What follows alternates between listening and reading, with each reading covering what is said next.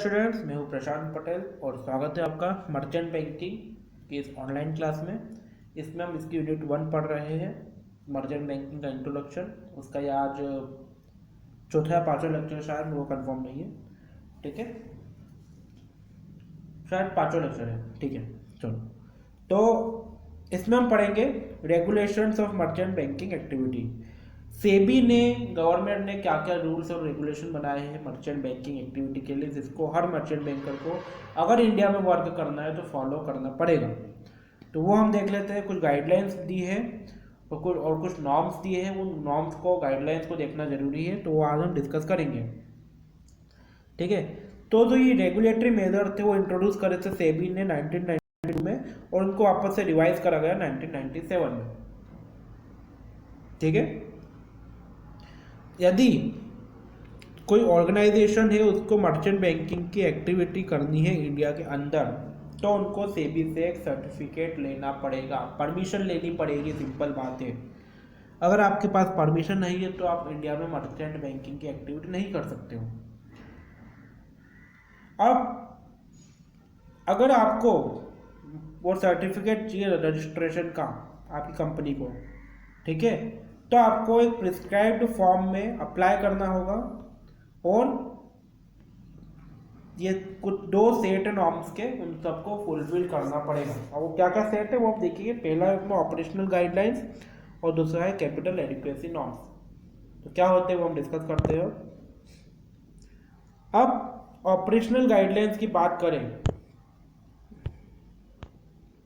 तो उसमें पहला है submission of offer document. Offer document मतलब उस कंपनी का ऑफर डॉक्यूमेंट जो कि पब्लिक होना चाहती है। अगर आपने सेबी में अप्लाई करा है कि भैया हमको ये कंपनी का इशू मैनेजमेंट करना है, तो उसके लिए आपको उस कंपनी का ऑफर डॉक्यूमेंट सबमिट करना पड़ेगा जो कि पब्लिक जाना चाहती है, मतलब कि जो अपने शेयर्स को इशू करना चाहती है।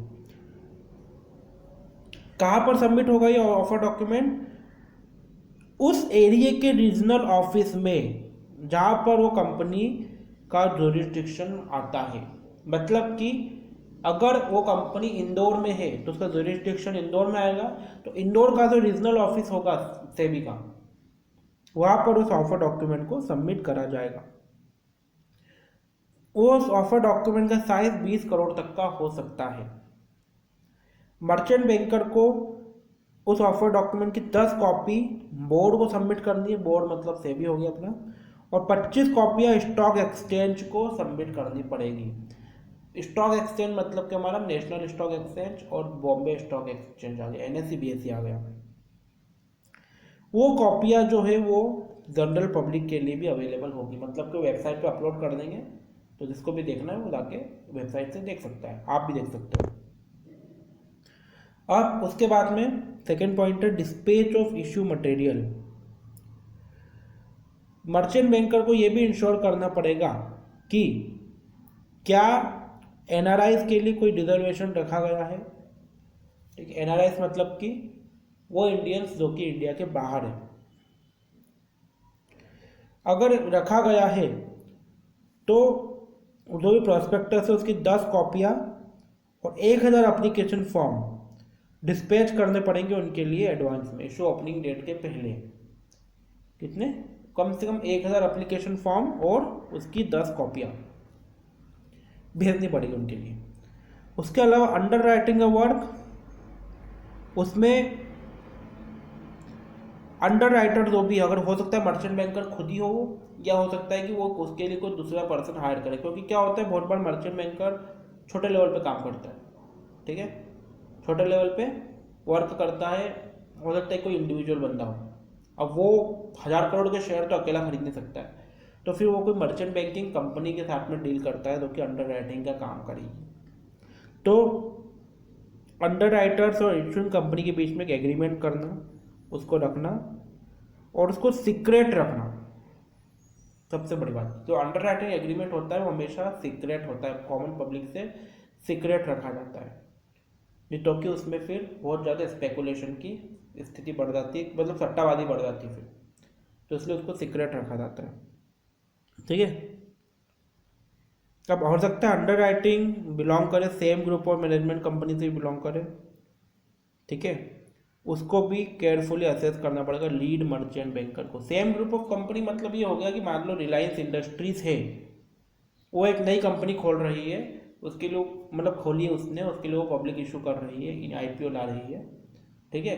अब रिलायंस इंडस्ट्री ने बोला कि हम खुद ही अंडर राइटिंग का वर्क कर लेंगे, मुकेश अंबानी ने बोला कि मैं खुद ही अंडर राइटिंग का वर्क कर लूँगा। तो इस चीज़ को भी देखना पड़ेगा, ध्यान में रखना पड़ेगा कि क्योंकि खुद ही ऑनर अगर अंडर राइटिंग का वर्क करेगा तो ये पॉसिबिलिटी बहुत ज़्यादा है कि उसमें कुछ ना कुछ मिसकंडक्ट करे।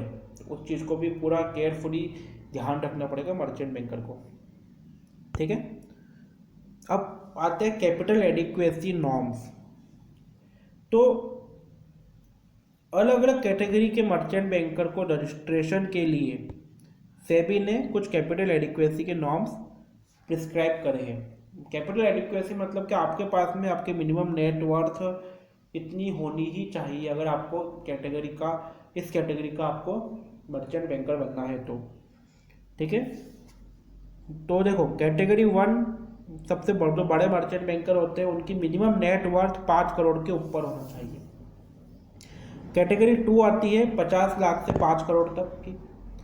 कैटेगरी 3 आती है 20 लाख तक की। और कैटेगरी 4 आती है जिसमें कोई पैसा नहीं लगता, 0 से 20 लाख तक की मिनिमम नेटवर्थ को कैटेगरी 4 में रखा जाता है, ठीक है। अब कुछ professional ethics code of conduct है मर्चेंट बैंकर के लिए, जिनको मैं फॉलो करने में फटाफट रीड कर रहा हूँ क्योंकि इसमें समझने वाला कुछ भी नहीं है, ठीक है। मर्चेंट बैंकर को वो सारे एफर्ट करने चाहिए जिससे कि उसके इन्वेस्टर्स का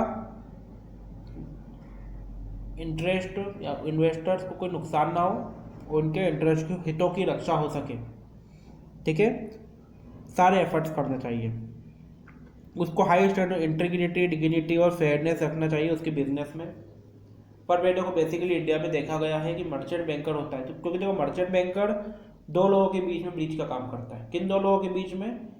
एक इन्वेस्टर है और एक कंपनियां हैं, ठीक है। मर्चेंट बैंकर को चाहिए कि इन्वेस्टर्स के भी हितों की रक्षा हो और कंपनीज के हितों की भी रक्षा हो।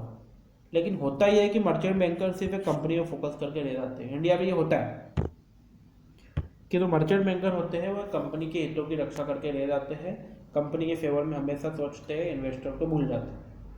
पर उसको करना चाहिए कि इन्वेस्टर्स के हितों की रक्षा भी उसे करनी चाहिए। इसलिए इसमें बोला गया है कि उसको high standard of integrity, dignity और फेयरनेस रखना चाहिए उसके बिजनेस के कंडक्ट में। उसके जो भी ऑब्लिगेशन है उसको एथिकल और प्रोफेशनल मैनर में उसको वर्क करना चाहिए। ड्यू डिलीजेंस करने एक्सरसाइज करना चाहिए, उसे इंश्योर करना चाहिए प्रॉपर केयर की, और इंडिपेंडेंट प्रोफेशनल जजमेंट करना चाहिए उसे, ठीक है। क्योंकि जो मर्चेंट बैंकर किसी का सगा नहीं है, उसको अपने इंडिविजुअल वर्क करना है, जो वर्क मिला है वो करके देना है बस, ठीक है। आप सोचोगे वो कोई कंपनी के फेवर में काम करे या कोई एक पर्टिकुलर पर्सन के फेवर में काम करे, तो ऐसा नहीं है, नहीं करेगा वो। और अगर कर रहा है तो वो गलत है। प्रोफेशनल एथिक्स बोलता है कि आपको उनके फेवर में काम नहीं करना है।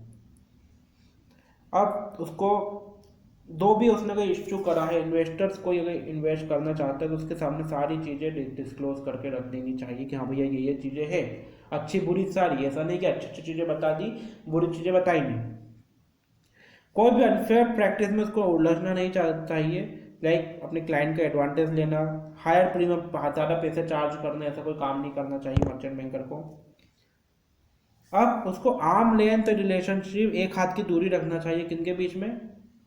अपनी मर्चेंट बैंकिंग एक्टिविटी और अदर एक्टिविटी के बीच में। क्योंकि हो सकता है मर्चेंट बैंकर के कुछ दूसरे वर्क भी हो, दूसरे बिजनेस भी करता हो, तो उसको एक प्रॉपर डिस्टेंस मेंटेन करके रखना चाहिए दोनों एक्टिविटीज़ के बीच में। उसको फॉल्स स्टेटमेंट बनाने से बचना चाहिए, कोई भी डॉक्यूमेंट रिपोर्ट को दबाने से बचना चाहिए। उसके पास में नॉलेज होना चाहिए, ऑब्वियसली नॉलेज तो होना ही चाहिए उसके पास में, स्किल्स होना चाहिए जिससे कि अपने काम को सही तरीके से कर पाए, क्योंकि वो प्रोफेशनल है वो। उसको पूरी फ्रीडम प्रोवाइड करनी चाहिए जिससे कि कंप्लायंस ऑफिसर, मतलब कि देखो सिंपल जैसे कंप्लायंस ऑफिसर मतलब क्या? कंप्लायंस ऑफिसर मतलब वो बंदा जो कि चेकिंग के लिए आता है, ठीक है। तो उसको पूरी फ्रीडम कर देना चाहिए जिससे कि वो अपनी चेकिंग प्रॉपरली कर पाए। उसके अगेंस्ट भी उसको किसी भी टाइप से रोकना टोकना नहीं चाहिए, ठीक है। उसको गुड कॉर्पोरेट पॉलिसीज को इंश्योर करना चाहिए और कॉर्पोरेट गवर्नेंस को गुड कॉर्पोरेट गवर्नेंस को अपने ऑफिस में अप्लाई करना चाहिए, ठीक है। उसको जो भी अलग अलग इंटरमीडिएट थे जो कि अपॉइंट करे गए उसके द्वारा उन सभी की ड्यूटी को डिमार्क करना चाहिए। डिमार्क मतलब कि देखो उसने अगर हो सकता है बहुत सारे अलग अलग लोगों को अपॉइंट करा गया हो अपने अंडर में, ठीक है। कुछ लोगों को वर्क दिया है कि आपको भी मर्जर एक्विजिशन का काम संभालना है, कुछ एक टीम को वर्क दिया है कि आपको इशू मैनेजमेंट का वर्क संभालना है, एक को वर्क दिया है कि आपको सिर्फ एडवर्टाइजिंग का वर्क संभालना है। मतलब कि उसने अपनी कंपनी में अलग अलग सेक्शन करे हुए हैं, डिपार्टमेंट बनाए हुए हैं। अब उसको डिपार्टमेंट की रिस्पॉन्सिबिलिटीज को मिक्स नहीं करना चाहिए, अलग अलग डिपार्टमेंट का जो अलग अलग वर्क है उनको उसी पे फोकस करने देना चाहिए जिससे कि वो अपना काम बेस्ट तरीके से कर पाए, ठीक है। कोई भी अगर इसके एम्प्लॉयज़ के द्वारा मिसकंडक्ट होता है तो उसका रिस्पॉन्सिबल मर्चेंट बैंकर को माना जाएगा। मतलब कि उसके एम्प्लॉयज़ ने अगर कोई गड़बड़ कर दी तो पुलिस वहाँ के ऑनर को उठा के ले जाएगी, सिंपल सा मतलब इसका। उसको ये इंश्योर करना चाहिए कि टॉप पे बैठा हुआ जो डिसीजन मेकर या टॉप मैनेजमेंट है उसके पास में बिजनेस से रिलेटेड सारी इंफॉर्मेशन हो, ठीक है। उसके पास में सारी इंफॉर्मेशन का एक्सेस हो और उससे उन्हीं को रिपोर्ट करना चाहिए, ठीक है। तो ये कुछ कॉमन कोड ऑफ कंडक्ट है, एथिकल चीज़ें हैं जो कि एक मर्चेंट बैंकर को करना चाहिए। मतलब कि जो भी अच्छी चीज़ें वो सब करना चाहिए, बुरी चीज़ों को अवॉइड करना चाहिए, ठीक है। तो ये था आज का लेक्चर हमारा। अगले लेक्चर में फिर नए टॉपिक्स के साथ मिलेंगे। Thank you.